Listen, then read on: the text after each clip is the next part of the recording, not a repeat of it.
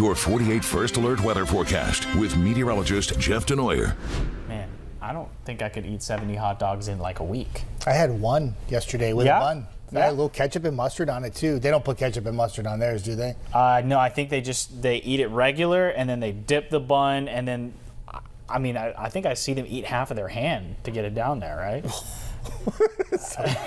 How many do you think you could get in 10 minutes, realistically? I don't know, because I don't know if I could do the bread dip and water thing. No, I would eat two and be like, I'm good. Yeah, if it's a straight up hot dog, we got it. But like, you got to throw the bread in there?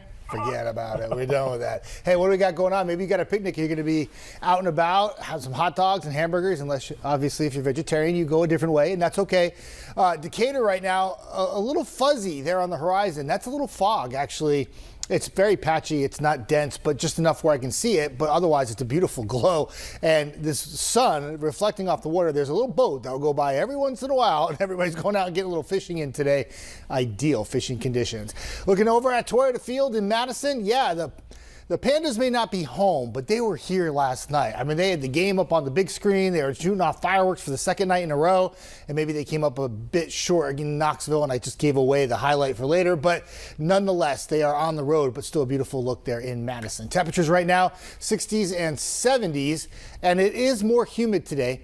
A little bit of a breeze out of the southeast, call it a breeze, but 5 to 10 miles per hour. Doing a little fishing on the water, you might have that little bit of a breeze coming out you at the southeast. But overall, what ideal conditions for July 4th weekend. I know there was a few spotty showers yesterday, and we have that in the forecast today and tomorrow.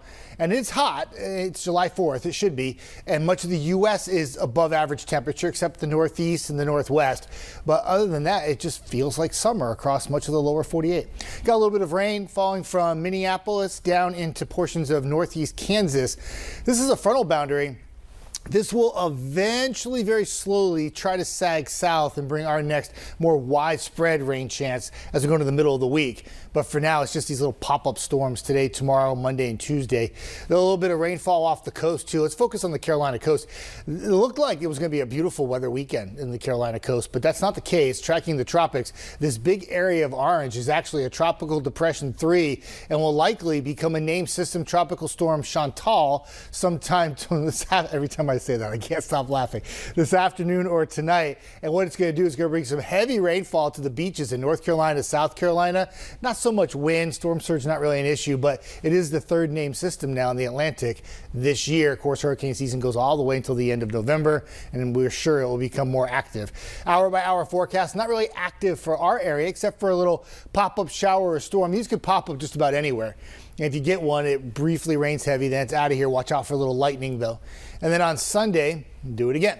Wake up in the morning, it's already very warm. Could be a little patchy fog in the morning, but the story will be mainly hot conditions in the afternoon. A lot of areas will get up into the mid-90s. This graphic is not aggressive enough with the temperature. I need to bump that up. But some isolated showers and storms and some brief downpours. If you miss out on rain Saturday and Sunday, you may miss out again on Monday, but by Tuesday and Wednesday, most of us will catch up with some rainfall. And by the end of next week, it looks like some very heavy rain in the forecast for the Tennessee Valley.